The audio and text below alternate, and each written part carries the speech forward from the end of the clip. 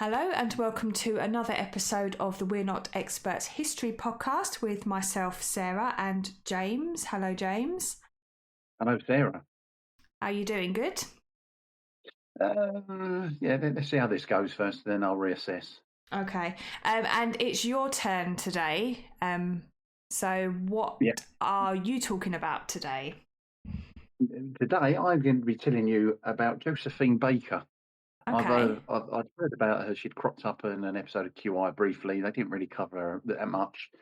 I think I heard about her on a podcast as well, and it interested me enough to sit and do some research on her. So I'm going to tell you about her today.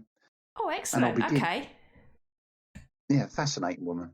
So she was born in St. Louis in the States on the 3rd of June, 1906, and would later become known as the Queen of Paris. But she Right. began her life in a very stark, impoverished area called Mill Creek Valley, which is a neighborhood of St. Louis in Okay. Missouri.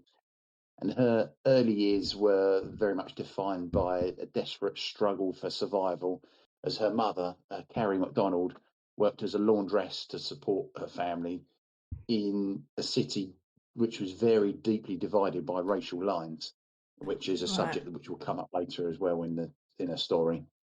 Now, at the age of 8, Josephine was sent to work as a domestic servant for a wealthy white family. I think she probably worked for several families. Yeah. God, And you're then 8 years she would old. Crazy. 8 years old, yeah, just to bring money into the household. But Yeah. while she was doing it, she would regularly face mistreatment and was frequently forced to sleep in cellars or outbuildings just because she was there to do a very basic job. They didn't care. And because she was black, she was treated as a second-class citizen. And this, it's touchy anyway. subject, this, because but Yes, you just can't imagine it. But yeah, go on. yeah. Well, Sorry, bearing in mind carry on. this was it was not just over 100 years ago, not that I long know, ago. and it was just normal then. It was just Yeah. normal behaviour. Oh, I can't even imagine. Awful. Skin crawl. So this early exposure to the harsh realities of a systematic inequality and the domestic hardship forged a resilient, independent spirit that would later define her public and private persona. So it very much made her who she was. Right. And the most transformative as well as traumatic event of her youth came in July 1917 when the East St. Louis race riots erupted. And she would have been 11 at the time, and she would have witnessed some absolutely horrific violence as white mobs attacked black residents, burning their homes and forcing thousands to flee across the Eads Bridge into St. Louis. And the sight of her community in flames and the absolute terror of the displacement left an indelible mark on her, which doesn't surprise me in the slightest, especially at that young age. And this planted seeds of a fierce civil rights activism that would come to the fore in decades to come. And she would often cite these riots as the main reason she eventually felt compelled to leave the USA entirely, noting that the fire she saw that night never truly went out to her. No. Which is quite strong. Yeah. Very, Even reading about it's awful, but to actually have witnessed that firsthand and to have lived through that at the age of 11, it's just, it doesn't bear thinking about. Yeah. So despite the grim circumstances of her upbringing, she found an escape through performance. She began as a street dancer and busked for pennies to help her family before joining a troupe of street performers who were known as the Jones Family Band. And her natural flair for comedy and her rubber-faced expressions, as I've seen it written down, rubber-faced expressions, soon caught the attention of the vaudeville circuit, which would have still been very popular at the time. And by the age of 15, she had moved to New York City and this was during the height of the Harlem Renaissance. So, although she was initially rejected for being too skinny and too dark, she eventually secured a place in the chorus line of a landmark musical called Shuffle Along. Okay. Where it doesn't. Yeah, anyway, I'm not a fan of musicals, and that the title No, doesn't. I'm not, to be fair. But she stole the show because she would intentionally be acting clumsy and making comical faces while she was in the chorus line. Oh, so she was a bit of a clown. Acted so the clown. A little bit, yeah. So even though she wasn't like the main character, she might have been just out of the limelight. She made sure she was in it. Right. And by 1924, she transitioned to another group called the Chocolate Dandies, which is an appalling name, but this was on Broadway. And she remained very frustrated by the limitations placed upon black performers in America, and they were often restricted to caricature-like roles. So, but again, like being a servant. But when an opportunity came up to join a new production in Europe, she jumped on that. And on the 15th of September 1925, she boarded the SS, I knew I shouldn't have written this down, Berengaria. Okay. Which went to Cherbourg in France. And she later recalled that as the ship pulled away from the New York docks, she felt a sense of liberation that she'd never known. And this departure marked the end of her life as a second-class citizen and the beginning of her rise as a global icon in the jazz age. Now, before this, and before she actually become world renowned, as she was 13 years old, and when she was briefly married to a man named Willie Wells in 1919. And funny enough, that marriage when she was 13. I shouldn't be shocked because I know that back then that was actually quite commonplace in some places. Yeah, the marriage didn't last a year, and apparently it ended with a violent argument. And obviously, it wasn't unusual for the time, but it was an early independence. It was a precursor to her early independence, which she will carry on throughout her life. Be the independent person she would become and doing what she thought was right and was best for her. And fair play to her. So she arrives in Paris in 1925, and she was cast in. I knew I shouldn't. I've made the mistake of writing things down in French, and I don't speak French. Le Revue Negre at the Théâtre des Champs-Élysées, and she wasn't too bad. I'm quite pleased with that. I'm hoping it doesn't come up again. So, but she did become an overnight sensation, most notably for her dance sauvage, whatever that means, performed alongside a fella called Joe Alex. I think it's a fella.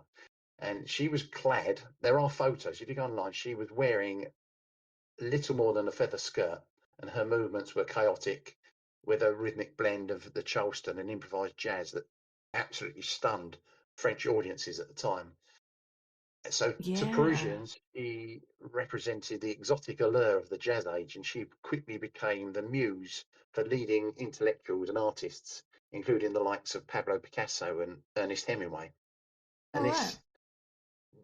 This period marked her transition from a struggling vaudeville performer to the highest paid entertainer in Europe at the time. She was making an absolute fortune. What a turnabout for her. All because she left the States. So I actually thought, because I'd heard of this lady, but I actually thought she was French. I didn't realise that she originated from the States. So this is an education to me, because I thought she was a French-born actress or singer. And my word, so yeah. But anyway, continue. Sorry. So the pinnacle, the high point of this early stage in her career arrived with her performance at the Folies Bergère in 1926, and it was here that she debuted her most iconic costume, if you can call it a costume. It was a skirt made of 16 rubber bananas. Oh my God. Which covered very, very little. That was quite shocking for then. 1926. Yeah, I'm shocked now. Oh. there was Yeah, that's the very bold imagine, for yeah, the imagery 1926. was imagery played into the colonialist fantasies of the era, and she subverted the performance with her wit and immense technical skill, Mm, turning what was a potentially demeaning caricature into a symbol of power and sexual liberation. And she yeah. had understood the French fascination with something in French, le tumult noir. No idea. I really should have looked that up. I think I did. I've probably got it written down I somewhere. think But it's the something black, because I think noir is well, black, but I don't know what the tumultuous middle black, word is. My French is tumultuous. Yeah, very, very rusty.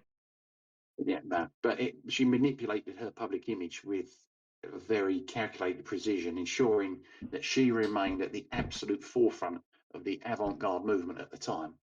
And I was saying, if you go online and look up photos of her, you will see her in that. I don't want to say dress because it's not a dress. It doesn't cover enough to be More called a like a dress. belt. It's You basically a sound like an velvet old robe around her. man. Call that a Yeah, dress. yeah. I haven't needed to put the heating on tonight because I knew I was going to be talking about this. Warm me up. So beyond the stage, her influence permeated French fashion and beauty standards as well.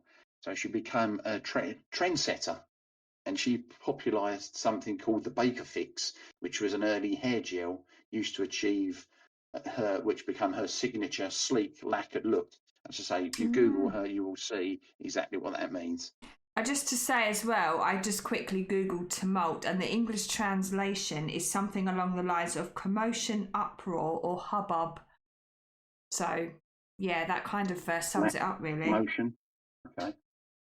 The Yeah. black commotion or Yeah. the black hubbub. But yeah, Hmm. Yeah. So anyway. as well as advertising or popularising this Baker fix, she also promoted a thing called Baker Skin, which was a walnut oil intended to help white women achieve a darker sun-kissed complexion.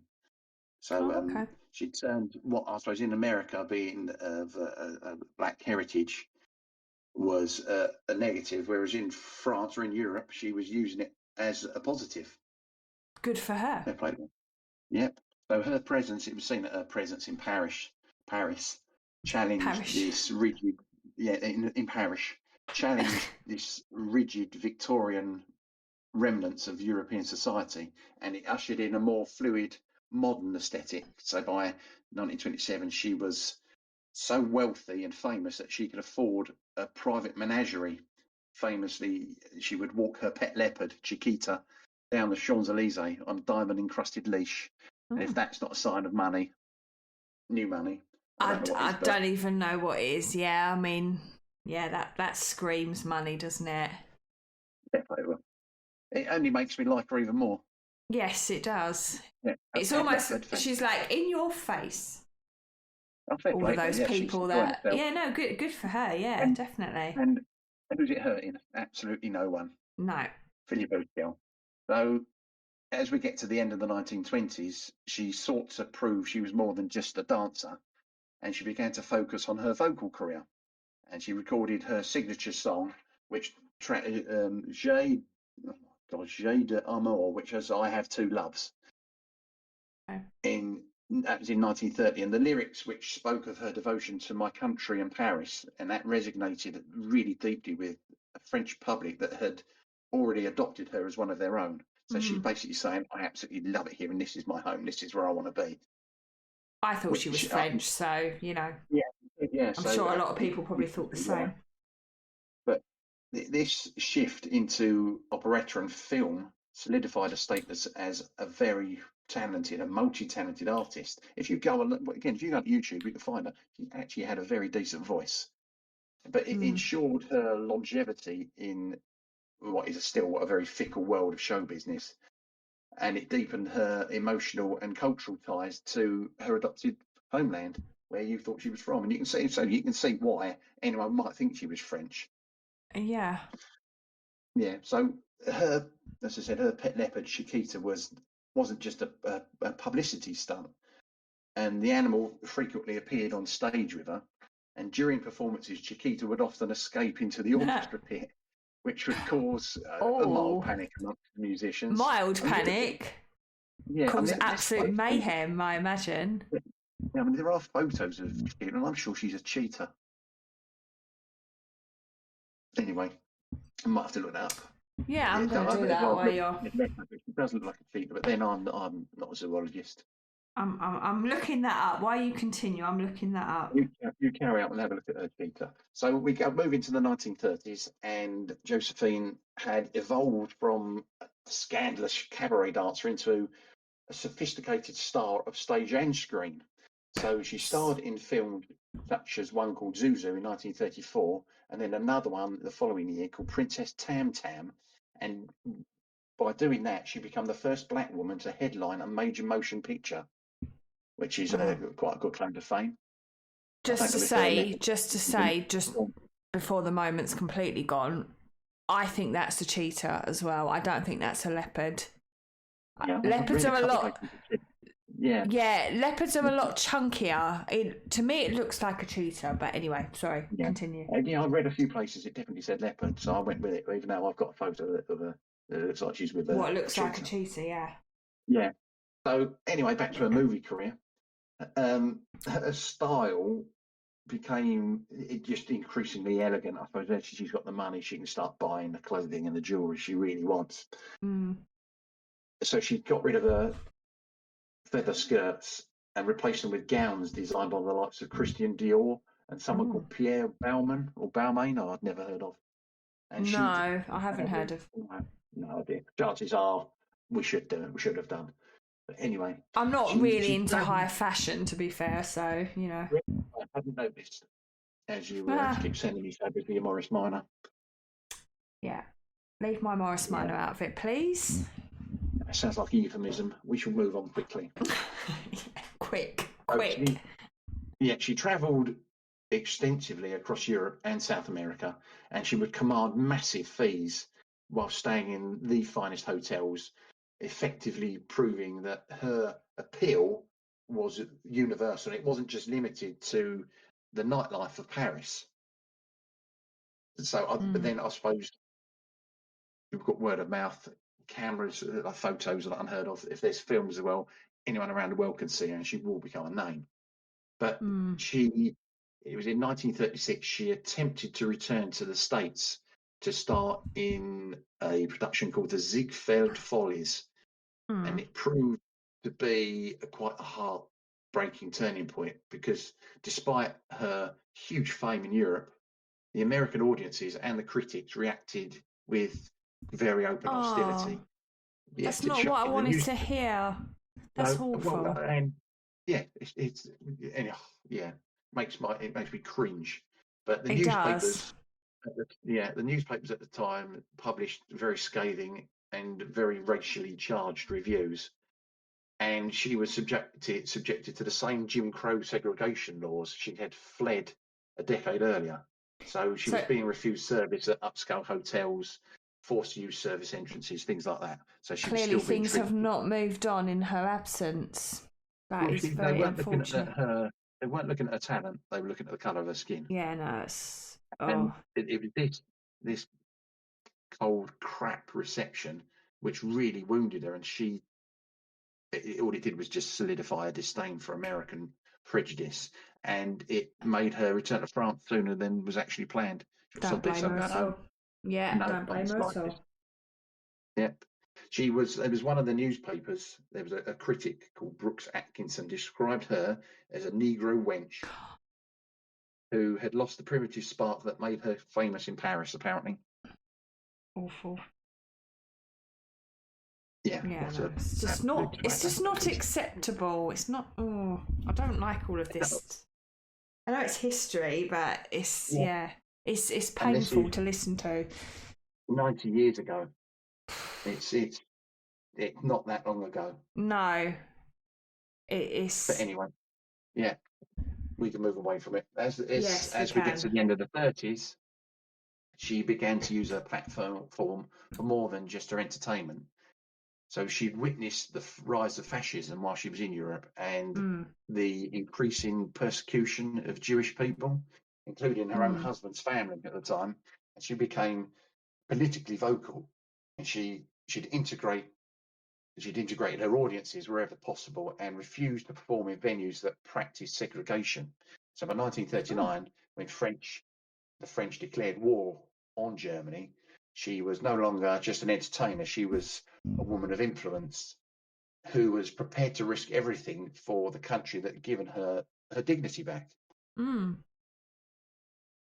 So Wow. yeah, absolutely fantastic. This is where it gets interesting. This is where she gets really interesting, I think. The one thing I think of before we go into this is that she's rich, and there's a war coming. She could have got out of the country anytime she liked. Yeah, she doesn't have to do any of this.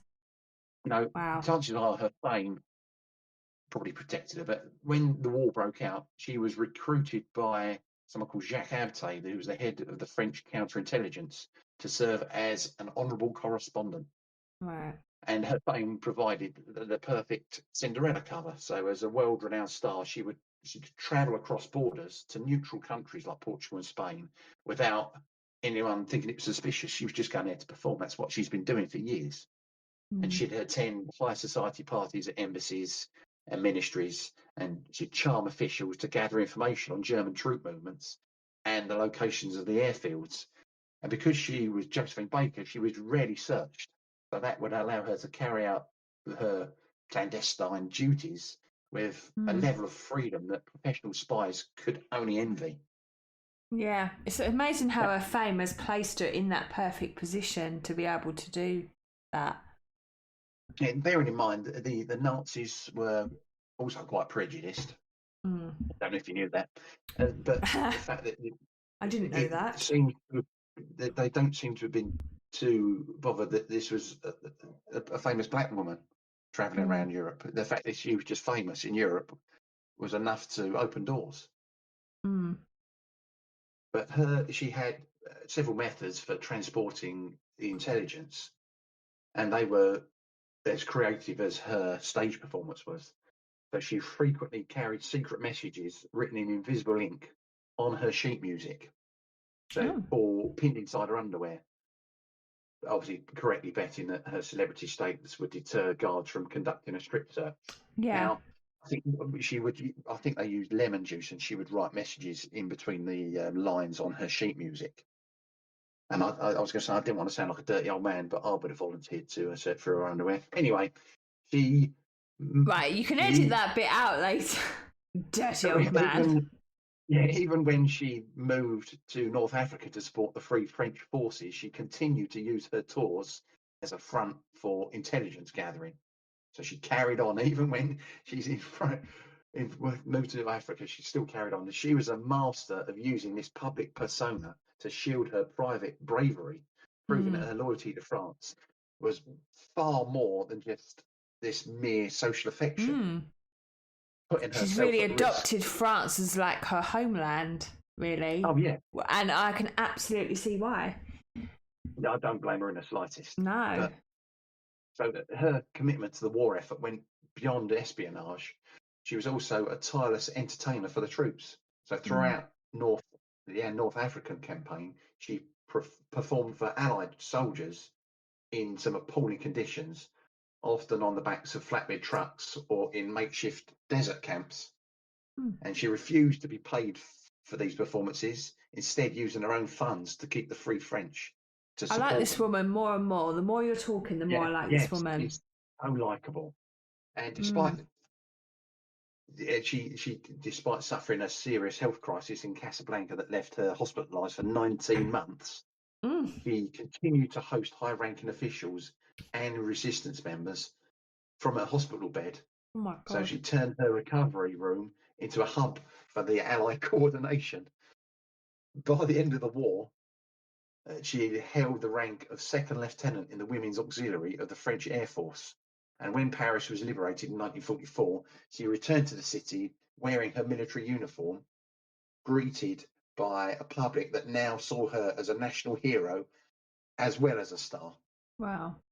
Absolutely amazing. So for her extraordinary bravery and service, she was awarded the Croix de Guerre and the Rosette de la Resistance, and was eventually named Chevalier de la Légion d'Honneur by General Charles de Gaulle. And Wow. these honours were a testament to a woman that had transitioned from the Bronze Venus, as she was called, to a vital defender for French liberty. Wow. Absolutely amazing. She was also, she wasn't just doing passing on stuff to the French. She would, when she was in Portugal, she'd have meetings with American and British intelligence operatives and pass information to them as well. Wow. Quite a remarkable lady. They're fascinating, yeah. So we move on after the war, and she had transferred her estate, which was the Chateau des Milans, I think, in southwest France, which if you Google, you see photos of. It's a spectacular building. And it became a living experiment in racial harmony. And she adopted 12 children, all from diverse ethnic and religious backgrounds, including children from Japan, Finland, Algeria, Venezuela, and referred to them as her rainbow tribe. Ah, And that's her lovely. goal was, yeah, she's lovely. Yeah, her goal was to prove that children of different races and religions could be brothers. They could live together without any issues. And while the project was a spectacular testament to her ideals, the financial burden of maintaining the estate and supporting this very large family eventually led to quite significant debt, which reflects the very high personal costs for this sort of utopian vision she'd come up with. Yeah. And despite life in France, she never turned her back on the struggle for equality in the States. So throughout the 50s and 60s, she would return to the United States frequently to support the civil rights movement.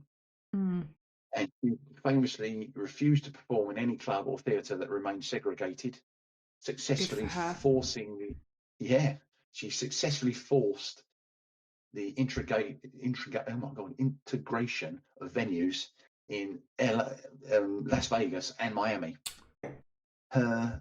She took a very uncompromising stance, which earned her the Most Outstanding Woman of the Year award from the NAACP, which is the National Association for Advancement of Coloured People, which still exists.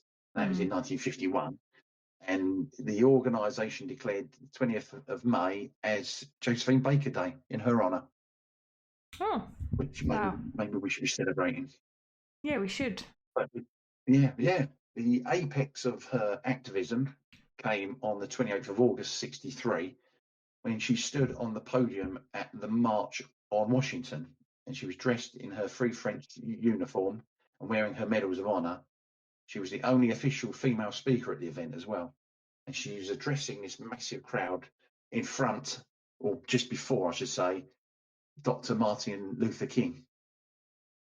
And she delivered, that was the day he delivered his I Have a Dream speech. Oh, really? Oh, okay. Yeah, same day. Wow. She spoke of the freedom she found in France and a hope for a similar liberation of America. But she was on the same podium as him. But that's it was amazing. Following, wow. Yeah, so 5 years later, after his assassination, his widow, Coretta Scott King, approached Josephine to ask if she would take over the leadership of the movement, which she ultimately declined to protect her children. Okay. But that speaks volumes. I can. She's, the first in line. Wow. Amazing. But her final years were very much a testament to her enduring resilience. So after she'd lost her home due to bankruptcy in 1969, she was aided by her friend, Princess Grace of Monaco. Not a bad friend to have. No. Who, another one I would happily search. Anyway, she provided her with a villa and financial support. And Josephine continued to perform to pay off her remaining debts, which proved that she was still a formidable talent, even when she was in her 60s. And on the 8th of April 1975, she opened a career retrospective review at the Bonino in Paris to absolute rave reviews. And it was just a few days after, on the 12th of April, that she passed away following a cerebral hemorrhage. Oh. I'll say it again, cerebral hemorrhage. Having lived what is got to be one of the most remarkable and impactful lives of the 20th century. Wow. And when So after she died, she became the first American-born woman to receive a full French military funeral. And more than Wow. 20,000 people lined the streets of Paris as her casket, which was drenched in the French flag, draped, was carried to the Church of the Madeleine. And this unprecedented, I can't even speak, this unprecedented honour reflected France's gratitude, not just for her artistry, but for her bravery during the darkest days of the occupation of France. Amazing, absolutely amazing. Yeah. Then, if we jump forward to only a few years ago in 2021, bear in mind she died in 75, her legacy reached its symbolic zenith. And on the 30th of November 1921, 1921, it was there was a very historic ceremony where she was inducted into the Pantheon in Paris, which is the secular mausoleum containing the remains of France's greatest national heroes. And she became the first black woman, the first American-born citizen, and the first performing artist to receive the honour. And while her physical remains actually stayed in Monaco, as her family had requested. Yeah. So a cenotaph containing soil from St. Louis, Paris, and the south of France and North Africa was placed in the crypt. And this indication officially cemented her status not just as an entertainer, but as a permanent symbol of the French Republic's values of liberté, equality, and fraternity. And that is Josephine Baker. What a woman. Spectacular woman, absolutely amazing woman. So, you know, when you see those things where it says, if you could go back in time and have tea with somebody from history, who would you choose? She would be on my list, definitely. She would be on my list. Yeah, I'll be thinking about tea. Why you don't ruin it? It just so happens that this very interesting woman was also very attractive. She was, but she also was an amazing woman. I would just love to be her best mate. She'd be an amazing best friend. I imagine even if you didn't really spend that much time, just being in the same room as her. Yeah, can you imagine the energy she'd give off? Yeah. Wow. Because she's going to be the centre of attention, so she's going to lap that up. Mm. And I don't blame her in the slightest for doing that, because when you think of her beginnings, wow. What? Yeah. Sometimes I feel a bit sad that we live in a completely different... I mean, not that I would have wanted to have been around in those days, because it wasn't nice in some areas, but sometimes you kind of think, oh, I wish I had been in the same timeline as those people so that I could actually know them rather than just reading about them. Yeah. It makes you feel a bit like... I find that's one of the downsides of doing a family tree. You'll never get to meet them. No, it's a bit depressing sometimes. Especially when you know, if you've got a particular family member that, you know, has achieved or done quite a lot, and they're more than just a name on a page, because you learn a little bit more about them, about their personality, about their life, and you think, oh, I wish I could have hung out with them. But you know you never will. Well, maybe you will one day in another dimension, but yeah, here and now, you're not going to hang out with them because you're in completely different time.